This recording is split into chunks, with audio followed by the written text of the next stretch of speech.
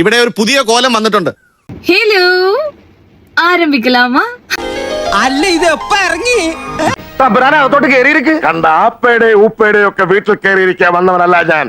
പിന്നെ എന്തിനാണാവോ ഇങ്ങോട്ട് എഴുന്നള്ളിയതിന്റെ ഉദ്ദേശം? കൊറേ പേര് എന്റെ അടുത്ത് കൊറേ പേര് ഇതിനൊരു മറുപടി ഞാൻ കൊടുക്കണം എന്ന് പറഞ്ഞുകൊണ്ട് മാത്രമാണ് ഞാൻ ഇങ്ങനെ വീഡിയോ ചെയ്യുന്നത്. ഇപ്പോഴും മനസ്സിലായില്ല? വേണമെങ്കിൽ ഒരു ക്ലൂ തരാം. ട്രാൻസ്ജെൻഡർ ആയി നടക്കണമെന്ന് തീരുമാനിക്കുന്നത് ഞാനാണ്, ഹെൽനസ് പാട്ടേ അല്ല. അപ്പൊ വെറുതെ അല്ല. ഓ, നമുക്കിട്ടെന്ന് വെച്ചല്ലേ. ഞാൻ ആരുടെ കൂടെ ജീവിക്കണം, ആരുടെ കൂടെ കിടക്കണം, ആരുടെ കൂടെ നടന്നിരുന്നൊക്കെ തീരുമാനിക്കാൻ നീയല്ല. എന്റെ ഭയ, ഞാനൊന്നും പറഞ്ഞിട്ടില്ല. മുതലാളി ഒരു പ്രാവശ്യം പറഞ്ഞിട്ടുണ്ട്. മനസ്സിലായല്ലോ? ഇതെല്ലാം കേട്ടുകൊണ്ടിരിക്കുന്ന ജാസി അല്ല, ദീപ്തി കല്യാൺ എന്ന് മനസ്സിലാക്കുക. അതെ, ഇടഞ്ഞ ഞാൻ കൊല കൊമ്പനാ, കൊല കൊമ്പൻ. കൊലയില്ലാത്ത കൊമ്പൻ. നിന്നെയാണ് പാതിരാത്രി വെള്ളം അടിച്ച് പോലീസ് പിടിച്ച് ലൈസൻസ് കട്ട് ചെയ്ത് നീ ഇത് നീ ചോദിച്ചു വാങ്ങിച്ചതാ, ഇനി ചോദിക്കരുത്. എനിക്ക് വയ്യ. വെറുതെ ചൊറിയാൻ നിക്കണ്ട. അത് നിങ്ങൾ ഇങ്ങനെ ഫീൽ ചെയ്താലോ? ഇതിനൊരു മറുപടി ഞാൻ കൊടുക്കണം എന്ന് പറഞ്ഞുകൊണ്ട് മാത്രമാണ് ഞാൻ ഇങ്ങനെ വീഡിയോ ചെയ്യുന്നത്. അതല്ലാന്നുണ്ടെങ്കിൽ ഈ വാണങ്ങൾക്കൊന്നും ഞാൻ ഒരിക്കലും റിപ്ലൈ കൊടുക്കില്ല. കൊള്ളാം, വക്ക് പൊട്ടിയ ചട്ടിയും കണം പൊട്ടിയ കയ്യിലും നല്ല കൂട്ട്. സാറായിട്ട് തുടങ്ങിയ പ്രശ്നം സാറ് തന്നെ അവസാനിപ്പിക്കും. ഇവിടെ എന്തെങ്കിലും ഒരു പ്രശ്നം ഉണ്ടായിട്ടുണ്ടെങ്കിൽ കാരണം നീയാണ്, അത് മറക്കണ്ട. നമുക്ക് എന്തായാലും ഒരു കുണ്ടന്റെ വീഡിയോ കാണാം. ഓക്കെ, ഈ ഹെൽനസ് പാട്ട ഞാൻ ഒരിക്കലും സോഷ്യൽ മീഡിയയിൽ വന്ന് സംസാരിക്കാം എന്ന് വിചാരിച്ചൊരു കാര്യമല്ല. അവൾക്കൊരു വിചാരമുണ്ട്, ആരുടെ നെഞ്ചത്ത് അങ്ങ് കേറാം, ഓടി അങ്ങ് കയറാം. അന്ന് നിങ്ങൾ എന്നെ വെറുതെ പറഞ്ഞു ഞാനൊരു പടുവാഴാന്നല്ലയോ? ജാസ്തിനെ കുറേ വലിച്ചു കയറി, പക്ഷെ ഏറ്റില്ല. അവസാനം ദീപ്തി കല്യാൺ അടുത്തേക്ക് വന്നിരിക്കുകയാണ്. ഒരബദ്ധം പറ്റിപ്പോയി. പറ്റിപ്പോയത് പോരാഞ്ഞ് നിങ്ങളിപ്പോ അത് മറ്റൊരുത്തന്റെ തലയിൽ കെട്ടിവെച്ച് രക്ഷപ്പെടാൻ ശ്രമിക്കുകയാണല്ലേ? ഇതോടെ ഞാൻ പറയാണ്, നിർത്തിക്കോ. ഇനി മേലാൽ ഒരു മനുഷ്യരുടെയും ഒരാളുടെ കാര്യത്തിലും ഇടപെടരുത്. ഇടപെട്ട് കഴിഞ്ഞാൽ എന്റെ കുടുംബത്തെ കയറി ഞാൻ ഇറങ്ങുന്നു പറഞ്ഞാൽ ഇറങ്ങിയിരിക്കും. ബുദ്ധിയില്ലാത്ത ഇവൻ നിവൃത്തിയില്ലാതെ ചെയ്തു പോയതാ. ആർക്കടാ ബുദ്ധിയില്ലാത്തത്? നിനക്ക്. First and last warning.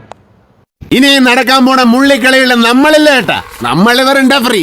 എന്റെ നമ്പരായി, എനിക്കുള്ളത് മേടിച്ചിട്ട് വരാം. പന്ന നായിന്റെ മോനെ അച്ഛന്മാർക്ക് ഒരു പഞ്ഞോ ഇല്ല ഇവിടെ. എന്നെ കുറിച്ചാ പറഞ്ഞു. കുടുംബത്തിൽ കയറി നിറങ്ങാൻ നിന്നെ ഞാൻ വിടുന്നു വിചാരിച്ചാണ്.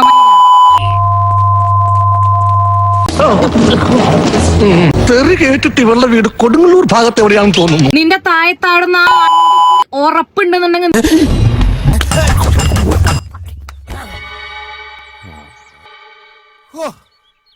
തെറി പറയുന്ന കാര്യത്തിൽ നീ എന്നെ തോൽപ്പിച്ച് കളഞ്ഞല്ലോടാ. നീ നാട്ടില് കാലൂത്തി കാണിക്കടാ. അല്ലെങ്കിൽ പണ്ടേ അതെ, ചായക്ക് പറയാനും തന്തക്ക് പറയാനും ഞാൻ ഒരുത്തനുള്ളൂ. ജോലിക്ക് പോകാനുള്ള ഓപ്ഷൻ ഉണ്ട്. എന്നിട്ടും ഇവനുണ്ടല്ലോ, ഇവൻ ഇപ്പോഴും ചെയ്യുന്ന പരിപാടി തൃശ്ശൂർ KSRTC ബസ് സ്റ്റാൻഡ്. ഇവനാടാ രാത്രി. ഇതോടുകൂടി നിനക്ക് കസ്റ്റമേഴ്സ് കൂടും. ഒരു 10% കമ്മീഷൻ തരണം കേട്ടറാ. 10 ചക്രം ഉണ്ടാക്കേണ്ട സമയം അതും കളഞ്ഞിട്ടാ ഞാൻ ഇവിടെ നിൽക്കുന്നത്. നിന്റെ ശരീരം നിന്റെ കുണ്ടിയാ, നീ ആർക്ക് വേണം കൊലത്തി കൊടുത്തോ. ചെറിയ വട കൊടുത്ത് വലിയ വട വാങ്ങിച്ചു. നീ ആ റിപ്ലൈ വീഡിയോ ഇട്ട സമയത്ത് ഞാനത് ഓർമ്മിപ്പിക്കല്ലേ പൊന്നെ. വേണ്ട വിട്ട്.